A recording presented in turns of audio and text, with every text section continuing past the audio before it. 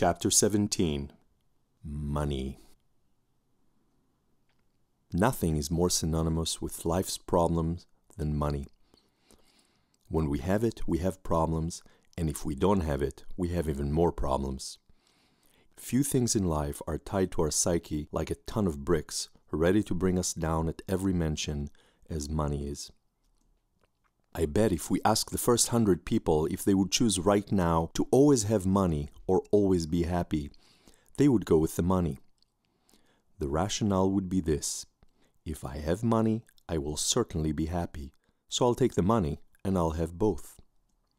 I think many people who have money would find this ironic.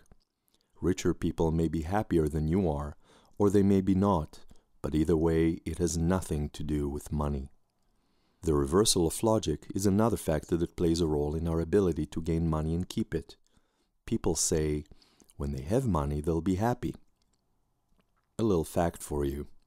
If you have no money and are not happy, and this is what you think, you will never have either. On the other hand, if you are happy, and I mean truly change your life around and let go of the need to have money, then money is going to start to come to you in ways that you never imagined. This can sound a bit problematic. First, if our reality is such that we are lacking money, how in the world can we let go of needing it? We shouldn't need to let go of the physical need for money that we use for food, rent, gas, etc. However, it will not hurt to let go of the emotional meaning money has in our lives. Money, for the most part, is not even real. Money is bytes on a bank's many computer servers, or, if you don't have a bank account, it's a pile of paper. It is not your kid in the hospital, it is not your arm that you're going to lose, it's not a nation at war, it is just money. I know, you work hard and you earn money that buys things and allows you to live. My idea is not for you to have less of it, quite the opposite. I think having a lot of money is fun. But to have enough money, we have to tweak the way we think and feel about it. We have to change our relationship with money. As long as money is a cause of negative emotions in our lives, the situation will never change, at least not in the long term. As long as we see our relationship with money as a struggle, it will be. As long as we believe that we have to stretch every dollar, and as long as we feel poor, we will be. As long as we keep telling ourselves, and anyone else lucky enough to be listening, all about our money problems, new versions of those money problems will keep finding their ways into our lives. Those statements may appear foreign and unlikely, but how do you explain your situation? Bad economy? Really? I guess you had a ton of money in the 90s. Or is it just your bad luck? It is not luck. Isolated events may appear to occur at random, much like grains of sand may appear random when you look at them closely. But when you look back, you can either see a beautiful, purposeful sandcastle or a purposeless pile of sand. If you walked on the beach and met someone sitting next to a pile of sand, contemplating that it's just a bad luck that life isn't shaping sand into a beautiful castle he dreams of, would you feel his pain or wonder why he doesn't shape it to be what he wants? With money, almost everyone can make a dream castle. Since most of us learned from young age that money doesn't grow on trees, that we have to work all our lives, and if we're lucky, we have some money at the end, thinking differently about money can be difficult. If you just imagine that there is a different way to view money, that's good enough for now. And if you are ready for the next step, that's even better. Even though money doesn't grow on trees, it is created and distributed in a similar manner. Money, like all things in our universe, has its own energy signature. Money is also not inherently bad. In fact, being in the flow also means allowing money to come to us. The only difference between attracting money and attracting problems is that most of us are deeply convinced that our current situation is how life is, that this is our reality. Since this is what we believe, this is what our reality looks like. And as long as our family, friends, and newspapers agree with us, we have very little reason to change our beliefs. But how do we know that this is not the way things really are? What can tell us with certainty that there is another way? We all hear, while drooling with jealousy, those stories about self-made people who started with nothing and were millionaires by the time they were 30. Whatever those people do make the money. They have the Midas touch. If we ask them whether making money was difficult, they would smile and answer a definitive no. This doesn't mean that they don't work hard for it, but it is not a struggle.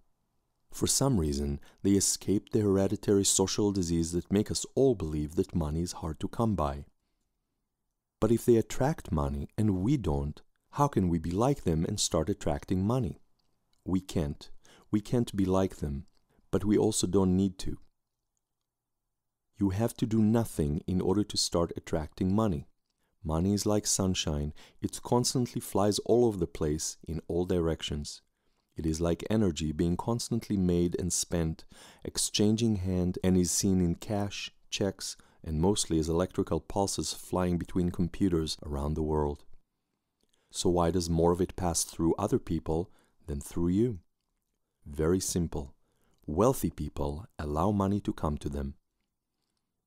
Believing that you are lacking and being anxious about that lack blocks the natural flow of anything in the universe. This is true for love and anything else that can be put on the proverbial "how much of it do I have" scale. If our reality is that we lack money and we put a negative emotional weight on it, we are blocking the natural flow of money that otherwise we would be a part of. This can be very confusing, and if you do buy into this idea, the first thought you may have is that it is up to you to be in the flow, allow more in, and so on. Some will make you believe that it is all at your fingertips and all you have to do is imagine it and it will come. This is partially true, but the missing part is essential. It is a bit like driving on the highway and seeing a restaurant from your car window. You're hungry and there's food so close, but there's no apparent way to get to it. What can make this more annoying is that you know that the instructions are somewhere in your car, but you just can't find them. The problem with the flow blockers is that some are manifested in the form of negative actions or self-talk, and some are deeper and take shape subconsciously. The good thing is that there are plenty of ways in which you are in the flow.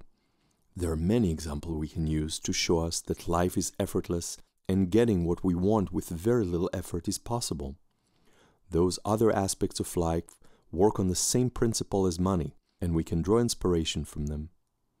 For example, making money is much like growing a plant on your porch, getting in your car and driving to a park, or making a peanut butter and jelly sandwich. The difference is not the objective, but rather the belief and emotional connections. Money doesn't grow on trees. True, but as we worked out earlier, it works in a similar way. If we don't block the tree from growing apples, new ones will grow every season. As long as the tree has the right conditions, we'll need to do very little to pick the fruit. Of course, if we visited the local orchard, got excited, and bought a sapling, we might kill it because growing a tree does require some work, and we have some learning to do. The same is true for money. Once the conditions for growing money are right, money just grows. It keeps on coming and going, like apples, but we always have enough of it.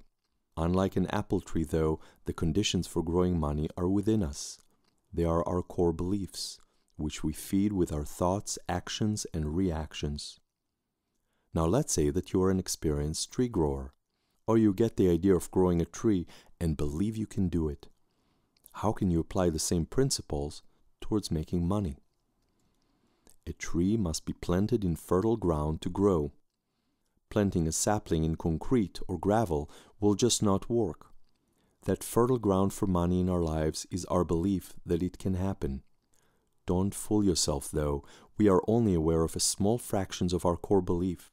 We may need to do some serious work to uncover some of them and lay a fresh layer of new beliefs in their stead. Those beliefs can be deeply rooted and may take some time to understand and replace.